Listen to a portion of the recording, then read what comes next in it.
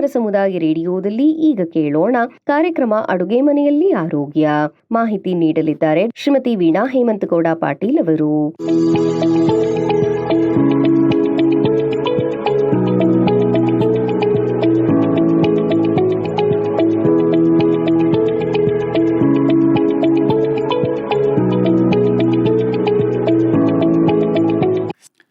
ಅಡುಗೆ ಮನೆಯಲ್ಲಿ ಆರೋಗ್ಯ ಸಂಚಿಕೆಯ ಬಹುಪಯೋಗಿ ಜೀರಿಗೆ. ಬೆಳಗಾಗಿ ನಾ ಎದ್ದು ಯಾರ್ಯಾರ ನೆನೆಯಲ್ಲಿ ಎಳ್ಳು ಜೀರಿಗೆ ಬೆಳೆಯೋಳ, ಎಳ್ಳು ಜೀರಿಗೆ ಬೆಳೆಯೋಳ ಭೂಮ್ತಾಯಿ ಎದ್ದೊಂದು ಗಳಿಗೆ ನೆನೆದೇನ. ಹೀಗೆಂದು ನಮ್ಮ ಗ್ರಾಮೀಣ ಹೆಣ್ಣು ಮಕ್ಕಳು ಮುಂಜಾನೆದ್ದು ಬೀಸುವಾಗ ಹಾಡುತ್ತಾ ಭೂಮಿ ತಾಯಿಯನ್ನು ನೆನೆಯುತ್ತಾರೆ. ಈ ಎಳ್ಳು ಜೀರಿಗೆಯನ್ನು ಬೆಳೆಯುವ ಭೂಮಿ ತಾಯಿ ಎಂದು ನೆನೆಯುವುದಕ್ಕೆ ಕಾರಣವೇನು? ಜೋಳ, ಗೋಧಿ, ಭತ್ತ ಹೀಗೆ ಯಾವುದೇ ಧಾನ್ಯವನ್ನು ಬೆಳೆಯುವ ಭೂತಾಯಿ ಎಂದೇಕೆ ಅವರು ಹೇಳುವುದಿಲ್ಲ ಎಂದು ಕಾರಣವನ್ನು ಹುಡುಕಿದರೆ ನಮ್ಮ ಅರಿವಿಗೆ ಬರುವುದು ಜೀರಿಗೆ ಜನನ ಪ್ರಕ್ರಿಯೆಗೆ ಸಹಾಯಕ ಮತ್ತು ಎಳ್ಳು ನಮ್ಮಲ್ಲಿ ವ್ಯಕ್ತಿಗಳು ಮರಣ ಹೊಂದಿದಾಗ ಆತನಿಗೆ ತಿಲಾಂಜಲಿ ಬಿಡುವಾಗ ಉಪಯೋಗಿಸುತ್ತಾರೆ ಎಂಬುದು. ಎಳ್ಳು ಸಾವಿನ ಪ್ರಕ್ರಿಯೆಯಲ್ಲಿ ಬಳಸಲ್ಪಡುವ, ಜೀರಿಗೆ ಜನನದ ಪ್ರಕ್ರಿಯೆಯಲ್ಲಿ ಬಳಸಲ್ಪಡುವ. ಈ ಕಾರಣಕ್ಕಾಗಿಯೇ ಸಹಜವಾಗಿ ಹೇಳುವ ಎಳ್ಳು ನೀರು ಬಿಡುವ ಎಂಬ ಪದಗಳನ್ನು ನಾವು ಬಳಸುತ್ತೇವೆ. ಜನನ ಮರಣಗಳ ಚಕ್ರವನ್ನು ಜೀರಿಗೆ ಮತ್ತು ಎಳ್ಳುಗಳ ಮೂಲಕ ನಾವು ಹಿಂದೂಗಳು ನಿರ್ವಹಿಸುವುದರಿಂದ ಬಹುಶಃ ನಮ್ಮ ಪ್ರಾಜ್ಞರಾದ ಜನಪದರು ಎಳ್ಳು ಜೀರಿಗೆ ಬೆಳೆಯೋಳೆ ಭೂಮ್ತಾಯಿ ಎಂಬ ಪದವನ್ನು ಬಳಸಿರಬಹುದು.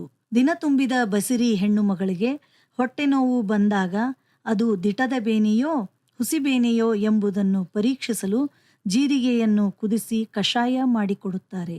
ಹೀಗೆ ಮಾಡಿಕೊಟ್ಟ ಕಷಾಯವನ್ನು ಕುಡಿದ ಬಸುರಿ ಹೆಣ್ಣು ಮಗಳ ನೋವು ಶಮನವಾದರೆ ಅದು ಹುಸಿಬೇನೆ ಎಂದೂ, ನೋವು ಹೆಚ್ಚಾದರೆ ಅದು ಹೆರಿಗೆ ನೋವೆಂದೂ ಪರಿಗಣಿಸಲ್ಪಡುತ್ತದೆ.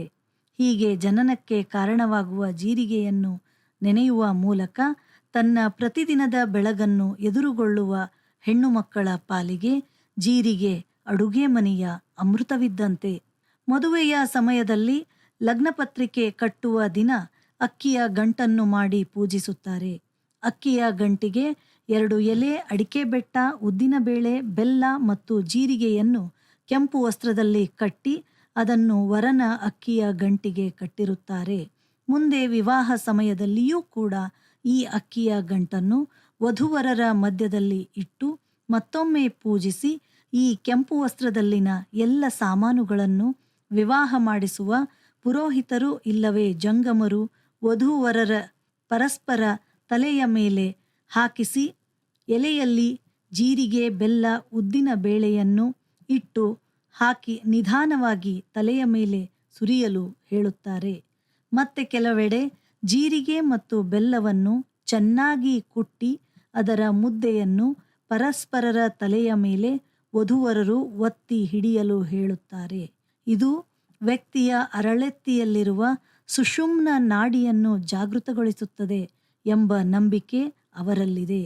ಒಂದು ಗಂಡು ಹೆಣ್ಣು ಪರಸ್ಪರ ವೈವಾಹಿಕ ಬಂಧನದಲ್ಲಿ ಬಂಧಿಯಾಗುವಾಗ ಉದ್ದಿನ ಬೇಳೆಯ ಜಿಗುಟುತನ, ಜೀರಿಗೆಯ ಕಹಿ, ಬೆಲ್ಲದ ಸಿಹಿಯಂತಹ ಘಟನೆಗಳು ನಮ್ಮ ಬಾಳಿನಲ್ಲಿ ಸಾಕಷ್ಟು ಬಾರಿ ನಾವು ಕಾಣಬಹುದಾಗಿದ್ದು, ಆ ಎಲ್ಲವನ್ನೂ ದಂಪತಿಗಳು ಸಕಾರಾತ್ಮಕವಾಗಿ ಎದುರಿಸಬೇಕು. ತನ್ಮೂಲಕ ಪರಸ್ಪರರಲ್ಲಿ ಬಾಂಧವ್ಯವನ್ನು ಮತ್ತಷ್ಟು ಹೆಚ್ಚಿಸಬೇಕು ಎಂಬುದು ಇದರ ತಾತ್ಪರ್ಯ. ಸಾಮಾನ್ಯವಾಗಿ ಜೀರಿಗೆಯನ್ನು ನೈಋತ್ಯ ಏಷ್ಯಾ ಭಾಗದಲ್ಲಿ, ಮೆಡಿಟರೇನಿಯನ್ ಪ್ರದೇಶಗಳಲ್ಲಿ ಹೆಚ್ಚಾಗಿ ಬೆಳೆಯುತ್ತಾರೆ. ನಮ್ಮ ಭಾರತ ದೇಶದಲ್ಲಿ ಹೆಚ್ಚಾಗಿ ಮಸಾರಿ ಮತ್ತು ಎರೆ ಮಣ್ಣಿನ ಭೂಮಿಗಳಲ್ಲಿ ಜೀರಿಗೆಯನ್ನು ಬೆಳೆಯುತ್ತಾರೆ. ಜೀರಿಗೆಯನ್ನು ಬೆಳಗಿನ ಸಮಯದಲ್ಲಿ ಖಾಲಿ ಹೊಟ್ಟೆಯಲ್ಲಿ ಬೆಲ್ಲ ಮತ್ತು ಜೀರಿಗೆಯ ನೀರನ್ನು ಕುಡಿಯುವುದರಿಂದ ದೇಹವನ್ನು ಅನೇಕ ರೋಗಗಳಿಂದ ರಕ್ಷಿಸಬಹುದು ಮತ್ತು ಹಲವಾರು ಸೋಂಕುಗಳಿಂದ ಪಾರಾಗಬಹುದು. 2 ಲೋಟ ನೀರಿಗೆ 1 ಚಮಚ ಜೀರಿಗೆ ಹಾಕಿ ಅದನ್ನು ಅರ್ಧದಷ್ಟಾಗುವವರೆಗೆ ಕುದಿಸಿ ನಂತರ ಅದಕ್ಕೆ ಬೆಲ್ಲ ಸೇರಿಸಿ ಆ ನೀರನ್ನು ತಣ್ಣಗಾಗಲು ಬಿಟ್ಟು ಬೆಳಿಗ್ಗೆ ಖಾಲಿ ಹೊಟ್ಟೆಯಲ್ಲಿ ಆ ನೀರನ್ನು ಕುಡಿದರೆ ಅದು ಆರೋಗ್ಯಕ್ಕೆ ಅತಿ ಹೆಚ್ಚಿನ ಪ್ರಯೋಜನವನ್ನು ನೀಡುತ್ತದೆ. 2 ಲೋಟ ನೀರಿಗೆ 1 ಚಮಚ ಜೀರಿಗೆ ಹಾಕಿ ಹಿಮೋಗ್ಲೋಬಿನ್ ಕಡಿಮೆ ಇರುವವರು ಈ ಪಾನೀಯವನ್ನು ನಿತ್ಯ ಸೇವಿಸಬೇಕು. ಈ ಪಾನೀಯವು ರಕ್ತವನ್ನು ಶುದ್ಧೀಕರಿಸುತ್ತದೆ ಮತ್ತು ದೇಹದಲ್ಲಿ ರಕ್ತಹೀನತೆಯಾಗದಂತೆ ನೋಡಿಕೊಳ್ಳುತ್ತದೆ. ಮನೆಯಲ್ಲಿ ಯಾರಿಗಾದರೂ ಬಾಯಿಯಲ್ಲಿ ಉಷ್ಣದಿಂದಾದ ಗುಳ್ಳೆಯಾಗಿದ್ದರೆ 1 ಚಮಚ ಜೀರಿಗೆಯನ್ನು ಬಾಯಲ್ಲಿ ಹಾಕಿ ಚೆನ್ನಾಗಿ ಅಗಿದು ಅದರ ರಸವನ್ನು ನುಂಗುವ ಮೂಲಕ ಸಮಾಧಾನ ತುರ್ತು ಶಮನವನ್ನು ಕಾಣಬಹುದು. ಔತಣದ ಊಟದಿಂದ ಹೊಟ್ಟೆ ಭಾರವಾಗಿದ್ದರೆ ಬೇಳೆಯ ಕಟ್ಟಿಗೆ ಜೀರಿಗೆ ಒಗ್ಗರಣೆ ಕೊಟ್ಟು ಬಿಸಿಯಾದ ಅನ್ನಕ್ಕೆ ಕಲಸಿ ಉಂಡರೆ ಹೊಟ್ಟೆ ಉಬ್ಬರ ಭಾರ ಕಡಿಮೆಯಾಗುತ್ತದೆ. ಹೀಗೆ ಒಂದೆರಡಲ್ಲ, ನೂರಾರು ಪ್ರಯೋಜನಗಳು ಜೀರಿಗೆಯ ಬಳಕೆಯಿಂದ ಆಗುವುದರಿಂದಲೇ ಜೀರಿಗೆಯನ್ನು ಅಡುಗೆ ಮನೆಯ ಅಮೃತ ಎಂದು ಹೇಳಬಹುದು. ಚಹಾ ಕಾಫಿ ಸೇವನೆಯಿಂದ ಬಿಡುಗಡೆ ಬೇಕು ಎಂದಾದರೆ ಜೀರಿಗೆ ಪುಡಿ, ಹವೀಜ ಪುಡಿ ಹಾಗೂ ಬೆಲ್ಲವನ್ನು ಸೇರಿಸಿ ನೀರಿನಲ್ಲಿ ಹಾಕಿ ಕುದಿಸಿ ಅದಕ್ಕೆ ಬಿಸಿ ಹಾಲನ್ನು ಸೇರಿಸಿ ಕುಡಿಯುವ ಮೂಲಕ ಚಹಾ ಕಾಫಿಗೆ ಗುಡ್ ಬೈ ಹೇಳಬಹುದು. ಹವೀಜ ಮತ್ತು ಜೀರಿಗೆಗಳು ತಂಪು ಗುಣವನ್ನು ಹೊಂದಿದ್ದು ಯಾವುದೇ ರೀತಿಯ ಅಡ್ಡ ಪರಿಣಾಮಗಳನ್ನು ಬೀರುವುದಿಲ್ಲ ಮತ್ತು ಬೇಸಿಗೆಯಲ್ಲಂತೂ ಅತ್ಯಂತ ರುಚಿಕರವಾದ ಅಷ್ಟೇ ಔಷಧೀಯ ಗುಣಗಳನ್ನು ಹೊಂದಿರುವ ಈ ಪೇಯ ಚಹಾ ಕಾಫಿ ಕುಡಿದರೆ ಮಾತ್ರ ಸಮಾಧಾನವಾಗುತ್ತದೆ ಎನ್ನುವವರು ಅವಶ್ಯಕವಾಗಿ ಕುಡಿಯಲೇಬಹುದಾದ ಅನುಕೂಲಕರವಾದ ಪೇಯ. ಅಡುಗೆ ಮನೆಯಲ್ಲಿರುವ ಒಗ್ಗರಣೆ ಡಬ್ಬಿಯ ಮುಖ್ಯ ಮಸಾಲೆಗಳಲ್ಲಿ ಒಂದಾದ ಜೀರಿಗೆ ಅಪಾರ ಪೋಷಕಾಂಶಗಳ ಶಕ್ತಿ ಕೇಂದ್ರ. ಆರೋಗ್ಯವನ್ನು ಸುಧಾರಿಸುವ ನಿಟ್ಟಿನಲ್ಲಿ ಜೀರಿಗೆಯ ಬಳಕೆ ಅತ್ಯುತ್ತಮ ಆಯ್ಕೆಯಾಗಿದ್ದು ಉತ್ತಮ ಜೀರ್ಣಕ್ರಿಯೆ, ಆಮ್ಲೀಯತೆ ಮತ್ತು ತೂಕ ಇಳಿಸುವಲ್ಲಿ ಒಳ್ಳೆಯ ಸಾಧನವಾಗಿದೆ. ಮತ್ತೆ ಕೆಲ ಜನರು ರಾತ್ರಿಯೇ 1 ಚಮಚದಷ್ಟು ಜೀರಿಗೆಯನ್ನು ನೀರಿನಲ್ಲಿ ನೆನೆಸಿ ಮುಂಜಾನೆ ಸೋಸಿ ಆ ನೀರನ್ನು ಕುಡಿಯುತ್ತಾರೆ. ಇದು ದೇಹದ ತೂಕವನ್ನು ಇಳಿಸಲು, ಉಷ್ಣತೆಯನ್ನು ಕಳೆಸಲು ಅತ್ಯುತ್ತಮವಾದ ಜೀರಾ ವಾಟರ್ ಆಗಿರುತ್ತದೆ. ಸಾಸಿವೆ ಮತ್ತು ಕರಿಬೇವಿನ ಜೊತೆಗೆ ಜೀರಿಗೆ ಇಲ್ಲದಿದ್ದರೆ ಅದು ಒಗ್ಗರಣೆ ಎನಿಸಿಕೊಳ್ಳುವುದಿಲ್ಲ.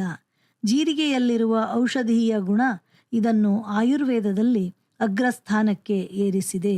ಜೀರಿಗೆಯನ್ನು ಹಾಕಿ ಕುದಿಸಿದ ನೀರನ್ನು ಕುಡಿಯುವುದರಿಂದ ನಾವು ಜೀರ್ಣಾಂಗದಲ್ಲಿ ಚಯಾಪಚಯ ಕ್ರಿಯೆಯನ್ನು ಉತ್ತಮಗೊಳಿಸಲು ಬಳಸಬಹುದು.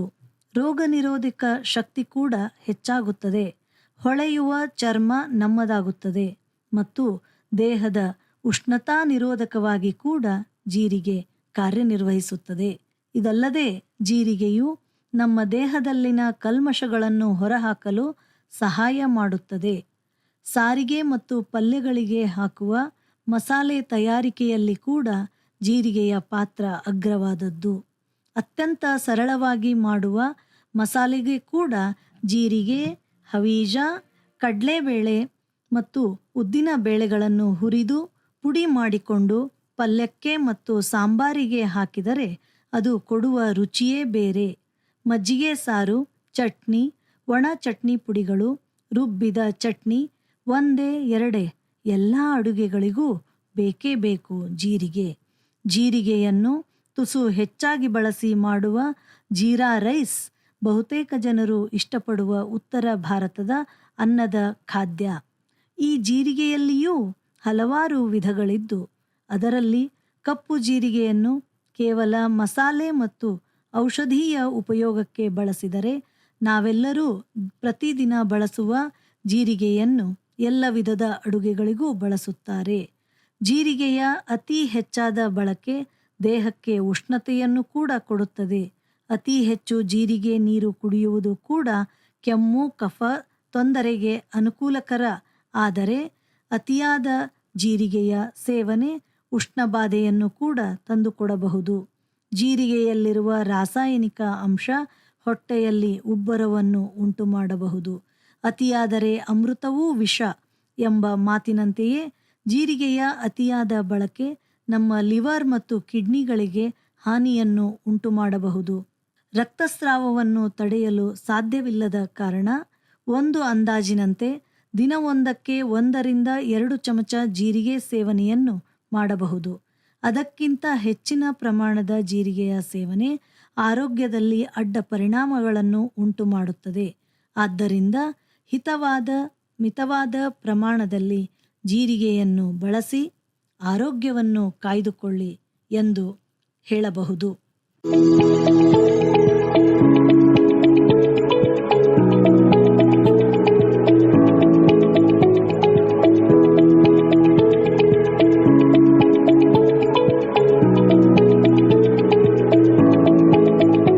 ಇದುವರೆಗೆ ಶ್ರೀಮತಿ ವೀಣಾ ಹೇಮಂತಗೌಡ ಪಾಟೀಲ್ ಅವರಿಂದ ಅಡುಗೆ ಮನೆಯಲ್ಲಿ ಆರೋಗ್ಯ ಕಾರ್ಯಕ್ರಮ ಕೇಳಿದಿರಿ.